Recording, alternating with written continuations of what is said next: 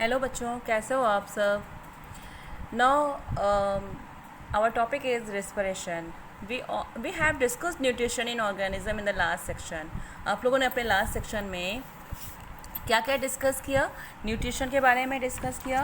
Nutrition कैसे होता है, न्यूट्रिशन के टाइप्स क्या क्या होते हैं, कैसे ह्यूमन बींग्स में होती है न्यूट्रिशन और कैसे प्लांट्स में होता है न्यूट्रिशन।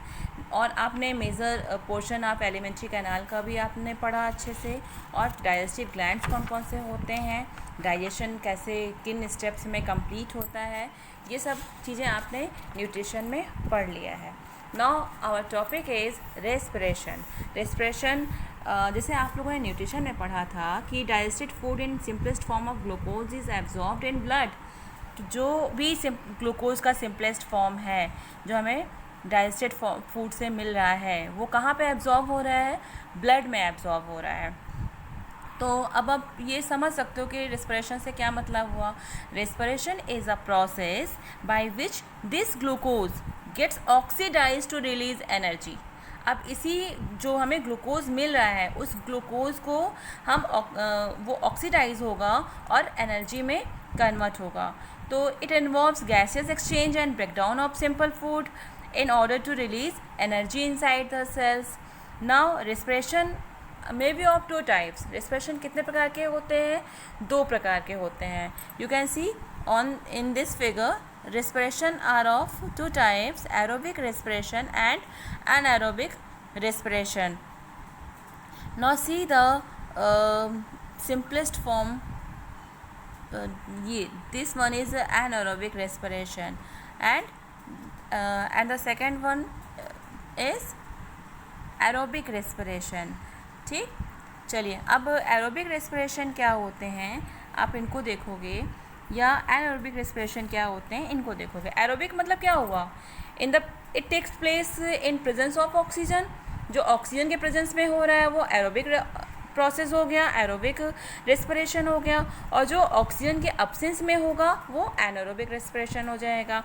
तो अब आप देखोगे कि रेस्पिरेशन, जब रेस्पिरेशन में कैसे पहला स्टेप क्या होता है।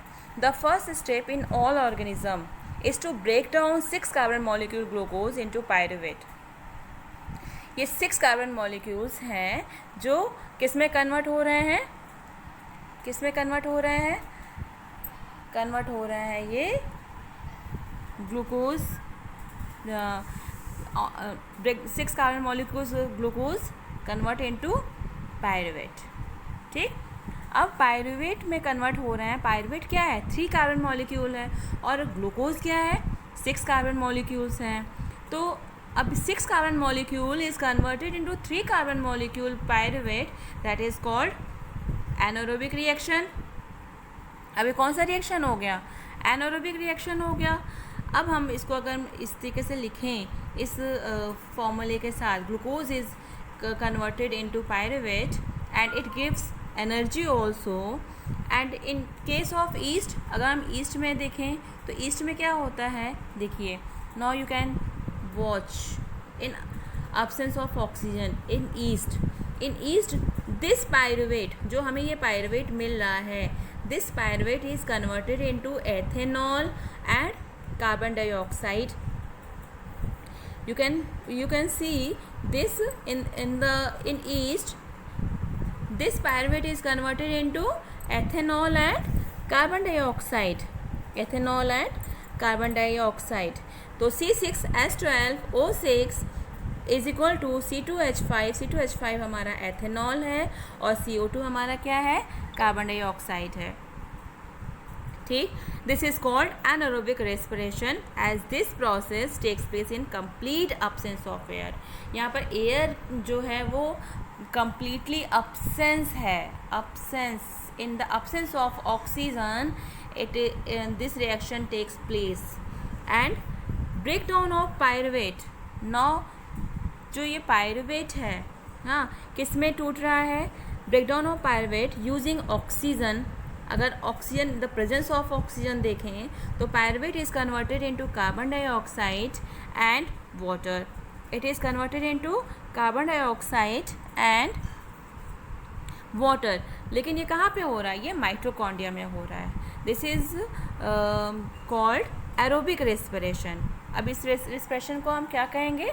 एरोबिक रेस्पिरेशन कहेंगे। In this reaction pyruvate molecules breaks into carbon dioxide and water is releasing as a by product। जो हमें वाटर इसमें से जो रिलीजिंग है वाटर की, वो क्या है? वो बाई प्रोडक्ट के रूप में हमें मिल रहा है। इसको हम ऐसे भी लिख सकते हैं कि pyruvate is equal to carbon dioxide plus water and it gives energy then plus energy. Now the release of energy in aerobic respiration. अब एरोबिक रेस्पिरेशन में देखो, जो एनर्जी रिलीज़ होती है वो ज़्यादा रिलीज़ होती है, ज़्यादा हाई होती है इन कंपेरेटिवली एनारोबिक रेस्पिरेशन। मतलब एनारोबिक रेस्पिरेशन में जो एनर्जी हमें मिल रही है वो एरोबिक रेस्पिरेशन से कम है। इसका मतलब क्या हुआ? एरोबिक रेस्पिरेशन में जो एनर्जी मिल रही है वो हायर है, वो ज़्यादा है। Sometimes there is a lack of oxygen. अब हम देखेंगे अगर लैक ऑफ ऑक्सीजन है, हाँ, ऑक्सीजन की कमी है जैसे हमारे मसल सेल्स में, then pyruvate is broken down in lactic acid and energy. Lactic acid भी 3 कार्बन मॉलिक्यूल्स होते हैं और ये एनर्जी देते हैं और साथ ही साथ एनर्जी भी रिलीज़ हो रही है। द लैक्टिक एसिड क्या करता है? मसल्स को बिल्डअप करता है। लैक्टिक एसिड क्या करता है? मसल्स को बिल्डअप करता है। तो आप लोगों ने 3 चीज़ें देखी, in the absence of oxygen, in the presence of oxygen and in the lack of oxygen. Pyruvate is converted in 3 categories. तो ग्लूकोज से हमें किस में मिला? ग्लूकोज कितने मॉलिक्यूल्स के थे? 6 मॉलिक्यूल के थे। ग्लूकोज से कन्वर्ट हुआ किस में? 3 कार्बन मॉलिक्यूल्स ऑफ पायरुवेट में। 3 कार्बन मॉलिक्यूल्स ऑफ पायरुवेट जो है वो in the absence of oxygen they gives ethanol and carbon dioxide, and in the presence of oxygen they gives carbon dioxide and water plus energy, and in the absence और in the lack of oxygen, like in our muscle cells, हमारे muscle cells में अगर oxygen कमी होती है तो वहाँ पर in our muscle cells it gives lactic acid and energy. Lactic acid is also a 3 carbon molecules and it is used in the, कहाँ पर यूज़ होता है ये लैक्टिक एसिड भी जो है हमारी मसल्स को बिल्डअप करने के लिए ज़रूरी होता है। Okay guys, thank you.